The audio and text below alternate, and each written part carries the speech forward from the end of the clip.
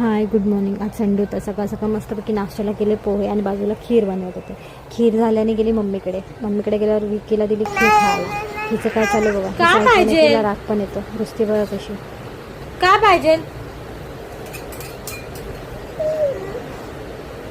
का पाहिजे? तिथे पाय खाली कर ना.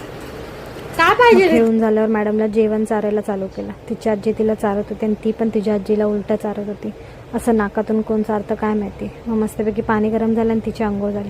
आंघोळ झाल्यावर माकड किती गोड दिसते बघा ना माझं. मग दुपारी मावशी आली होती. माझी मम्मी आणि मावशी चालली होती तिच्या काकीकडे. आम्ही पण गेलेलो केक आणायला.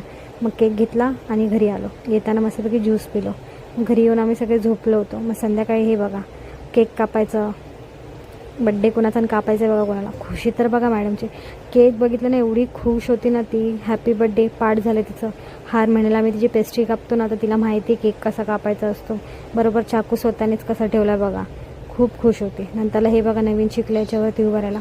माझी मम्मी तिच्या मामाला तिचं नाव सांगत होती तर कशी हसते ना तसं काय खूप मोठं काम केलं आहे तिने. मग नंतरला संध्याकाळी आम्ही गेलो बाहेर स्टेशनला. ताई पार्टी देणार होती म्हणून. मस्तपैकी मी, हर्षल, ताई, माझा भाऊ आणि दुसरा भाऊ. मग काय खाल्लं पिल्लं आणि आलो घरी.